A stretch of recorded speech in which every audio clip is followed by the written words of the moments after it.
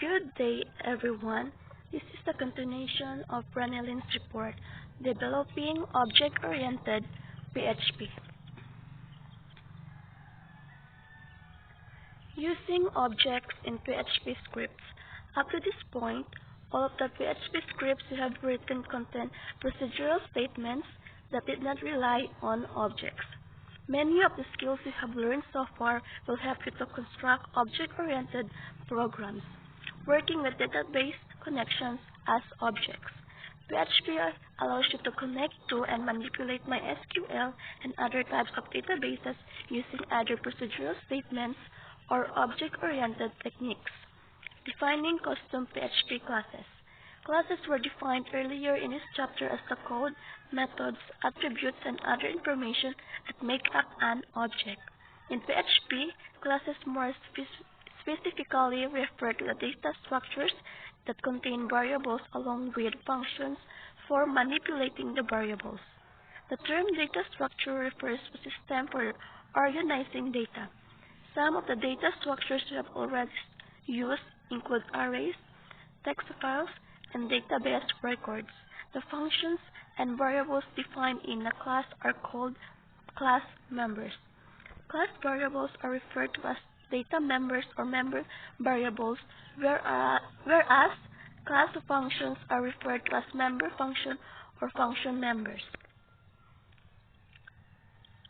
Declaring data members. Declaring and initializing data members is a little more involved than declaring and initializing standard PHP variables. One of the fundamental principles in object-oriented programming is the concept of information hiding. By the way, what is information hiding? Information hiding gives an encapsulated object its black box capabilities so that users of a class can see only the members of the class that you allow them to see. And it also helps minimize the amount of information that needs to pass in and out of an object. Information hiding also reduces the complexity of the code that clients see, allowing them to concentrate on the task of integrating an object into their programs.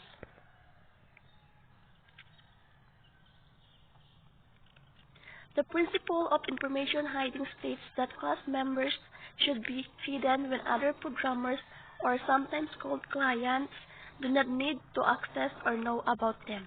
Using access specifiers. The first step in hiding class information is to set access specifiers for class members.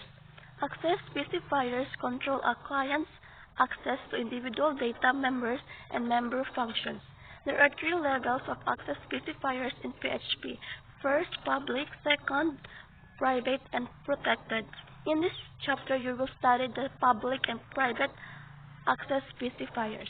The public access specifier allows anyone to call the member function or to modify and retrieve the value of the data member.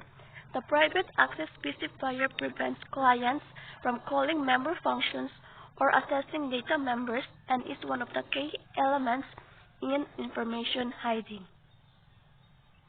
Last, serializing objects. Serialization refers to the process of converting an object into a string that you can store for reuse. Serialization stores both data member and member function into strings, which can be stored in text files and databases or passed to another script. To serialize an object, you pass an object name to the serialize function. Working with member functions.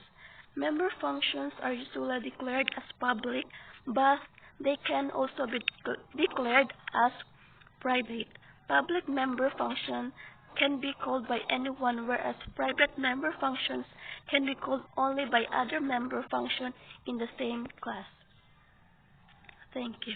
That's all.